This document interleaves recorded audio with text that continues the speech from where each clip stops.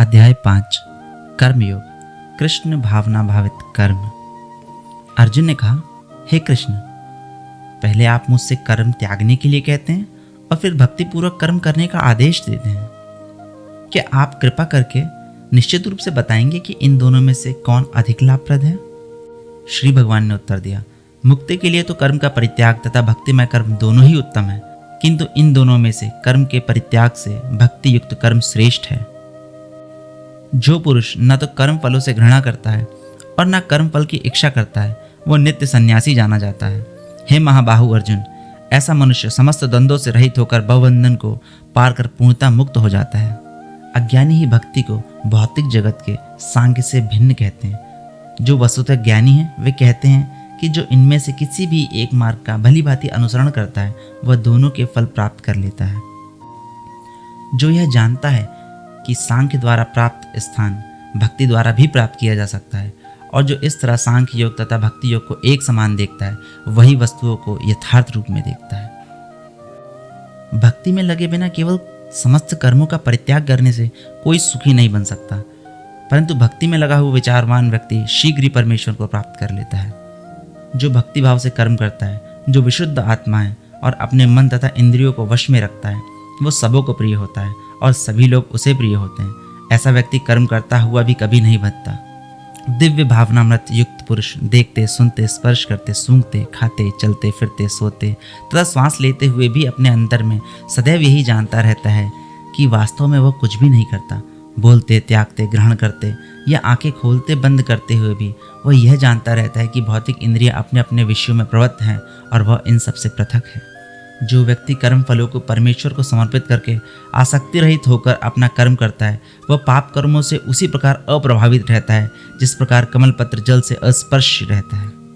योगी जन आसक्ति रहित होकर शरीर, मन, बुद्धि तथा इंद्रियों के द्वारा भी केवल शुद्धि के लिए कर्म करते हैं। निश्चल भक्त शुद्ध शांति प्राप्त करता है क्योंकि वह समस्त कर्मफल मुझे अर्पित कर देता है। किंतु जो व्यक्ति भगवान से युक्त नहीं है और जो अपने श्रम का फलकामी है, वह बंध जाता है। जब देहधारी जीवात्मा अपनी प्रकृति को वश में कर लेता है और अपने मन से समस्त कर्मों का परित्याग कर देता है, तब वह 9 द्वार वाले नगर में बिना कुछ किए कराए सुखपूर्वक रहता है। शरीर रूपी नगर का स्वामी देहधारी जीवात्मा न तो कर्म सृजन करता है, न लोगों को कर्म करने के लिए प्रेरित करता है, न ही कर्म फल की रचना करता है। यह तो सब प्रकृति के गुणों द्वारा ही किया जाता है। परमेश्वर न तो किसी के पापों को ग्रहण करता है न पुण्यों को, किंतु सारे देहधारी जीव उस अज्ञान के कारण मोहग्रस्त रहते हैं जो उनके वास्तविक ज्ञान को आच्छादित किए रहता है। किंतु जब कोई उस ज्ञान से प्रबुद्ध होता है जिससे अविद्या का नाश होता है, तो उसके ज्ञान से सब कुछ उसी तरह प्रकट हो जाता है जैसे दिन में सूर्य से सारी वस्तुएं प्रकाशित हो जाती हैं। जब मनुष्य की बुद्धि, मन, श्रद्धा तथा शरण सब कुछ भगवान में स्थिर हो जाते हैं, तभी वह पूर्ण ज्ञान द्वारा समस्त कल्मश से शुद्ध होता है और मुक्ति के पथ पर अग्रसर होता है। विनम्र साधु पुरुष अपने वास्तविक ज्ञान के कारण एक विद्वान तथा विनीत ब्राह्मण, गाय, कुत्ता, हाथी तथा चांडाल को एक समान दृष्टि संभाव से देखते हैं। जिनके मन एकत्व तथा समता में स्थित हैं, उन्होंने जन्म तथा मृत्यु के बंधनों को पहले ही जीत लिया है। वे ब्रह्मा के समान निर्दोष हैं और सदा ब्रह्मा में ही स्थित रहते हैं। जो न प्रिय वस्तु को पाकर हर्षित होता है और न अप्रिय को पाकर विचलित होता है, जो स्थिर बुद्धि है, जो मोह रहित है और भगवत विद्या को जानने वाला है, वह पहले से ही ब्रह्मा में स्थित रहता है।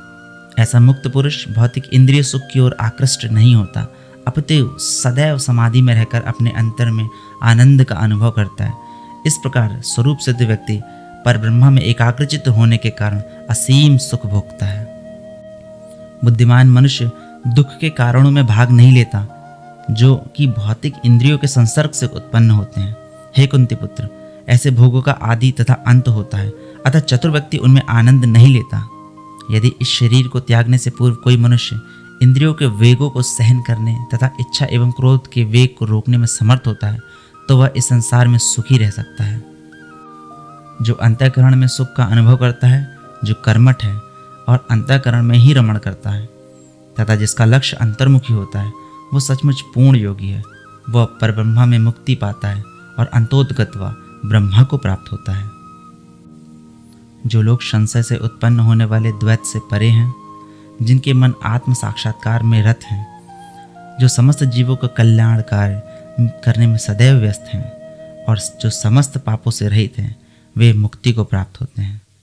जो क्रोध तथा समस्त भौतिक इच्छाओं से रहित हैं, जो स्वरूप सिद्ध आत्मसंयमी और संसिद्धि के लिए निरंतर प्रयास करते हैं, उनकी मुक्ति निकट भविष्य में सुनिश्चित है। समस्त इंद्रिय विषयों को बाहर करके दृष्टि को भाव के मध्य में केंद्रित करके प्राण तथा अपान वायु को नथनों के भीतर रोककर और इस तरह मन, इंद्रियों तथा बुद्धि को वश में करके जो मोक्ष को लक्ष्य बनाता है, वह योगी इच्छा, भय तथा क्रोध से रहित हो जाता है। जो निरंतर इस अवस्था में रहता है, वो अवश्य ही मुक्त है। मुझे समस्त यज्ञों तथा तपस्याओं का परम भोक्ता, समस्त लोकों तथा देवताओं का परमेश्वर एवं समस्त जीवों का उपकारी एवं हितैषी जानकर मेरे भावनामृत से पूर्ण पुरुष भौतिक दुखों से शांति लाभ करता है।